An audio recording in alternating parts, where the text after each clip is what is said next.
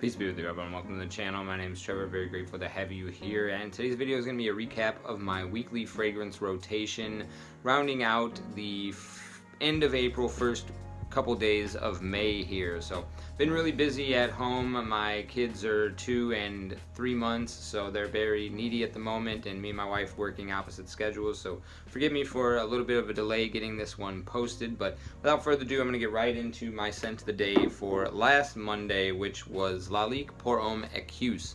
So Equus is like equestrian. It's a species name for horses, and as you can see, there's a laser print horse on the back of the bottle here. Lalique is the brand, and they used to have a really nice engraved horse's head on these bottles. I do have one of those versions, but this is the one I was reaching for recently. And what you get here is this really beautiful sort of horse stable woody quality. A little bit of that hay that you have at the bottom of the stable, almost like the little hay or wood shavings you get at the hamster cage. There's some semblance of that going on in here, but there's also this very deep, rich, woody quality that's got this subtle sweetness about it. Not sweet in a vanillic or caramel or some type of gourmand style sweetness, but just that richness that comes in from a really nice high quality wood and some powdery spices settling in here as well. Stunning juice. There's a little bit of a green quality to it, a greenness that kind of comes out of the woods when the spring is first breaking. This is one of my favorite transitional season fragrances, perfect for the spring and autumn. And you can find this 75 ml bottle for right around the $25 to $30 mark on discounters. Highly recommend this as a cheapie, as is most of Lalique's offerings. They're high quality for a good price. That was my Monday scent of the day, Lalique Equus. Tuesday was the last day of April, and I would have been remiss not to wear this fragrance in the month of April. I had been reaching for an alternative to this scent DNA this month, testing it out. That one is Loewe 001 Man. And the DNA that it is riffing off of is this one here, Dior Homme Original, the EDT from this legendary classic. Kind of a lipsticky, waxy, powdery textural feel, and then the beautiful iris and cacao sort of sweetening things up with this metrosexual floral combination. Really a classic masterpiece for a reason. Just one of the best fragrances in my collection, and one of my favorite lines. This, the Intense, and the Parfum version up there, if not my #1 favorite scent profile DNA. And this is one that I really like to wear in the month of April because it has a certain fresh quality from the soapy aspects of the iris in here, but it's also got that little bit of a density and sweetness, which is, and woody qualities, which are all facets that I particularly enjoy about wearing in the month of April. Kind of get some windy conditions. You definitely feel spring is in the air, but it's a lot of storm fronts coming in from the mixture of cold and warm air in the weather patterns, and this is just something that I think, along with the Equus, does a really good job of carrying the month of April. So these were the way that I ended the month off. Tuesday, Dior Homme Original. And then as for May 1st, which was Wednesday, I wanted to welcome the month with something nice, fresh, clean. I do like to wear florals more in May just because of the April showers, May flowers sort of theme, but this is one of my also favorite freshies. It's something I think I've only gotten a few compliments from it from men. Haven't gotten any compliments from it from women, although I hear that it is one of the more complimented fragrances from other reviewers. This is none other than Gentle Fluidity Silver from Mason Francis Kirkjohn. So you do get kind of like a little bit of like a gin, not so much the seltzer water, so it's there's that gin quality from the juniper berries in here that give it a very almost boozy-esque, cold, crisp quality over the top of that kind of fresh laundry cleanness. So it's a little bit of like a laundry and gin combination. It's got a little bit of that sour touch coming in from that juniper gin accord, I want to say, and then just a very clean, well-dressed, put-together laundry kind of white t-shirt environment is something that this goes really well for. And the white tee, as far as May or spring is concerned, May is my month for just kind of white tee casual dress. And this was a welcome companion for me for Wednesday. Wednesday I had the morning off. I go in at my night shift, my only week that I have a night shift. So I had the day side alone to kind of move about and run a few errands, and this was a welcome companion for both running the errands and going into the shift later that night. That's MFK's Gentle Fluidity Silver, one of my favorite Dumb Reach niche fragrances. And then moving on, getting into a cheapie, I think the only Middle Eastern clone I have in this list here. It is cloning one of my favorite fragrances, point blank period. It's one of the fragrances that I would give, I want to give a 10 out of 10 on. I'm not so sure if I'm sticking to that rating. I haven't done a full rating of the original yet, but it's one of my favorites for sure. And it is cloning Bal de Freak from Byredo, and this is Emir Vibrant Vetiver Delight. I'm not sure if this is, yeah, it's a Paris corner. And this one was pretty hard to come by for a little while at the discounters. It had a lot of hype, and for good reason, I want to say. The only thing that this is lacking compared to the original is this certain textural feel that you get. I like to call it atomic citrus.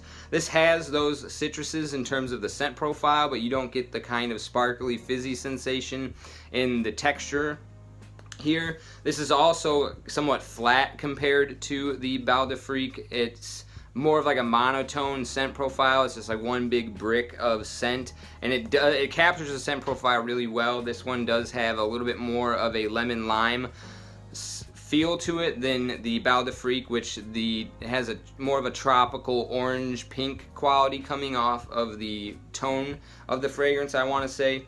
But in terms of a wearing experience, this one is really gets about the same performance, maybe a little bit less. I want to say 4 to 5 hours here, and just is super upbeat, refreshing, casual, just easy to wear, happy mood fragrance. I want to say something to put you in a good mood. This is one to reach for, and something that I'm really glad that I have. I do spray Byredo Bal de Freak rather liberally as well. It's only a 100 ml bottle, but this helps me kind of get that scent profile on more of a casual day.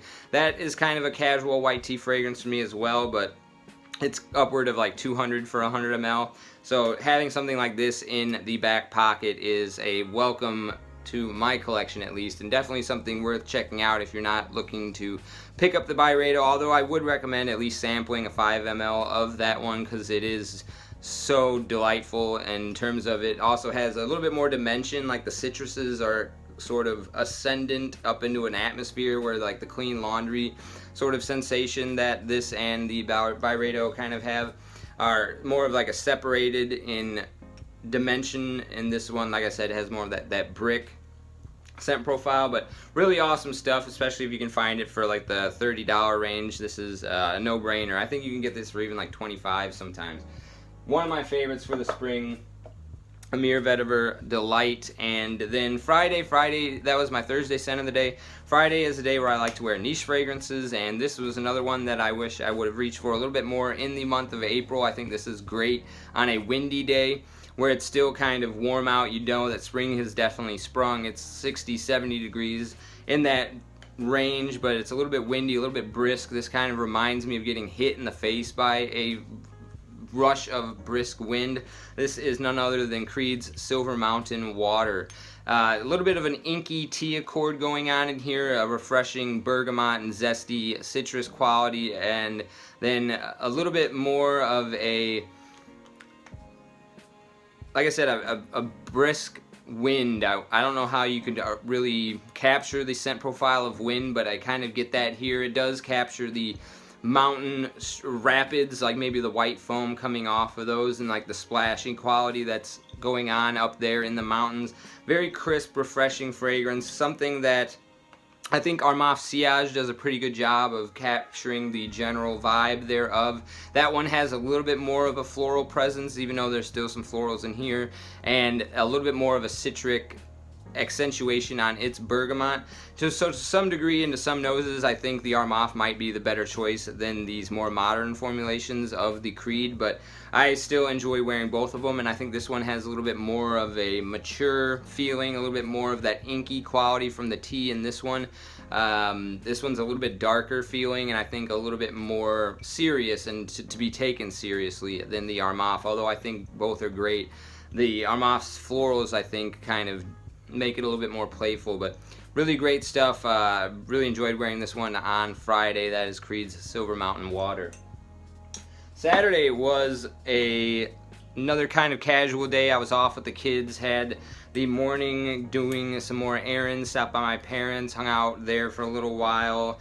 Nice weather, I want to say cloudless day, 70 degrees, something around that range. And this is a little bit of a hidden gem, but I've been growing to enjoy it more and more every time that I wear it.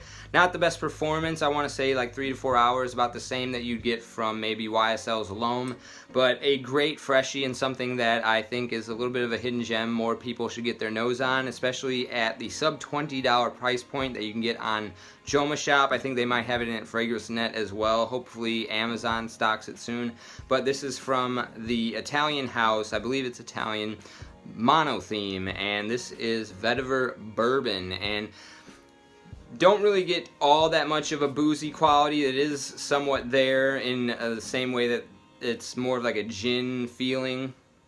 Definitely a white alcohol, not so much like a boozy rum that's like dark or aged in oak barrel or that sort of thing, but really more of a fresh, powdery, soapy vibe going on. You do get a little bit of that grassy feel. I actually get a lot of minty quality in here. There's no mint listed or geranium, but I really am picking up a lot of that in the terms of the briskness and the cold quality that this has. It reminds me a little bit of something between Amouage, Beach Hut Man, and Guerlain Homme Eau de Parfum. Not the, this might smell close to the Low Boisé. I've actually never smelled the Guerlain Homme Boisé, but Guerlain Homme, not L'Homme. But yeah, this is a little bit grassy, a lot soapy, very cold and cool and refreshing, and a little bit powdery. Really awesome stuff. I'm actually going to put a little bit on right now. It's not my scent of the day, but my hand here is clean, and just want to remind myself of the beauty that this one has. It's got a little bit of a lemon lime feel off the top as well. More lime leaning, I want to say, and less lemon. So yeah, just nice green fragrance. It's not green in terms of like oak moss or an overtly herbaceous quality, but it does have the green sensation that has a little bit of a lime tinge, and definitely that grassy vetiver feeling. Very grassy, soapy, a little bit minty. It reminds me of this gum that my mother used to chew, Freedent. A little bit of that going on here, but definitely a cheapie worth checking out this spring season. This is Monotheme Vetiver Bourbon.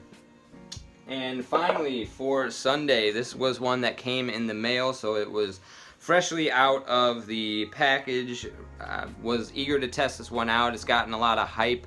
I was somewhat on the fence with it. I think I went a little bit anosmic to it, as I usually do when I smell a fragrance for the first time. I feel like my senses get confused and it's hard for me to pick up on it, so I have to wear things a few times before I really wrap my nose around it. But this is something that's kind of in the same vein as Jean Varvatos Artisan Pure. I want to say a little bit of more of like a white floral citrusy quality. I did get a compliment on this from my mother, so I usually don't count those in fragrances that I get compliments from, but she did give me one. I usually exclude my mom and my wife from fragrances that I feature in lists for compliments.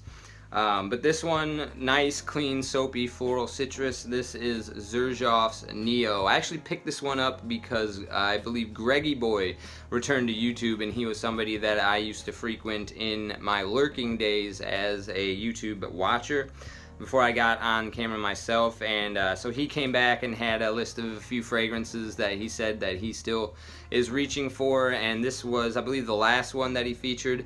Little sad that it doesn't come in, or at least I could not find anything bigger than this 50 ml bottle, so this is the only little guy in my Xerjoff collection right now. And also a little bit sad because it is something that I could see overspraying a lot. I don't think you could overspray it. It's very refreshing, light, easy to wear.